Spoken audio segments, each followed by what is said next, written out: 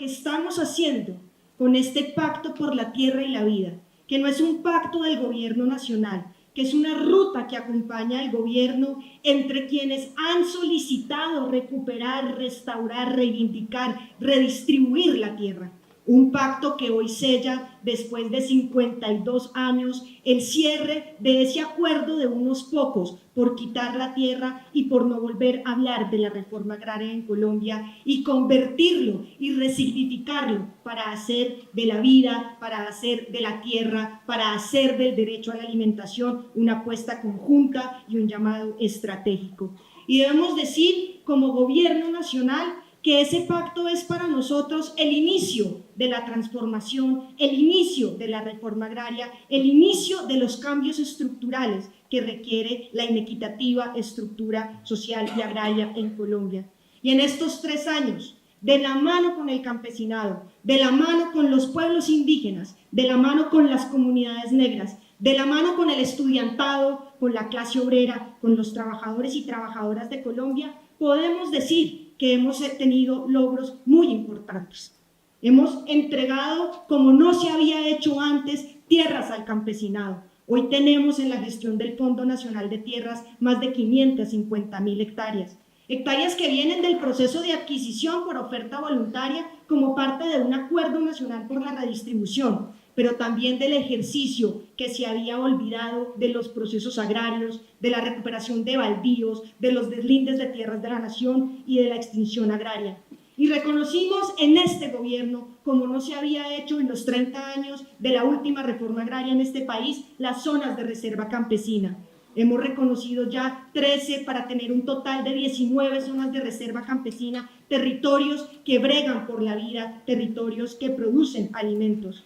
Y eso ha permitido que Colombia crezca en más de 200.000 nuevas hectáreas en agricultura, tratando de superar el conflicto de uso entre la ganadería y la agricultura. Ojalá podamos, al cierre de este gobierno, superar esa barrera histórica de los 6 millones de hectáreas dedicadas a la agricultura. Y eso ha permitido que el sector agropecuario en Colombia crezca como hace 47 años no crecía. Un crecimiento sostenido del 8.1% y seguimos creciendo, le dice a Colombia que la ruta de la transición hacia la agricultura, dejando la economía fósil, es posible. Y entonces eso nos ha permitido tener mayores niveles de abastecimiento de alimentos, aún en circuitos injustos de comercialización. Pero eso ha permitido que la inflación económica no siga tanto como la recibimos en el 2022, con una inflación de cerca del 20% de los alimentos en Colombia. Hoy nuestros alimentos son parte de la esencia de sostener una economía que ha sido resiliente.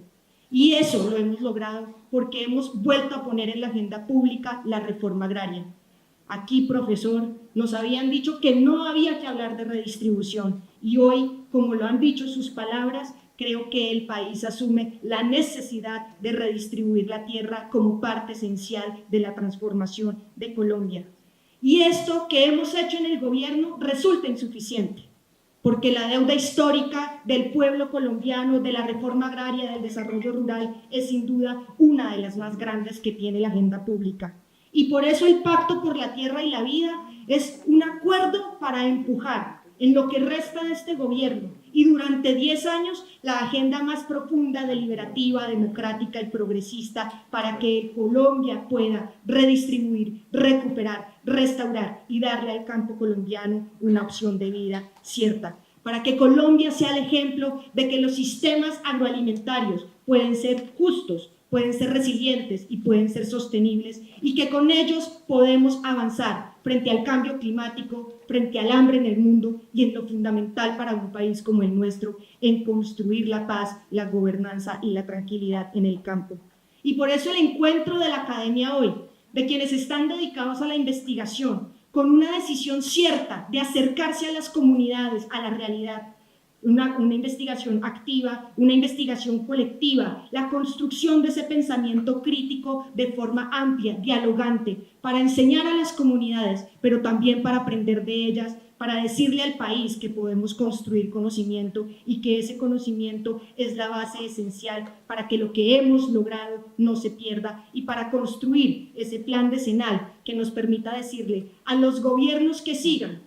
debo decir ojalá progresistas, que deben mantener la agenda redistributiva de la tierra en Colombia y con ello entonces poder construir la vida en Colombia. Hemos entendido que solo juntos, en comunidad, en colectivo, que desde la academia, como hija de la universidad pública, además orgullosa hija de esta universidad, debo decir que sin la academia no podremos construir ese plan sostenido y sistemático, pero que necesitamos una academia comprometida, en donde la mística de la reforma agraria nos permita alzar las banderas de la redistribución, no solo recordando la historia en Colombia, sino permitiéndonos construir una nueva historia. Que sea entonces la academia esa trinchera que albergue la brega por la tierra, por la vida, que podamos juntos construir una historia para Colombia en la revolución por la vida. A la Universidad Nacional, a la Universidad de Antioquia, a los investigadores e investigadoras, a las comunidades, a nuestros pueblos indígenas, a nuestras comunidades negras, al campesinado colombiano,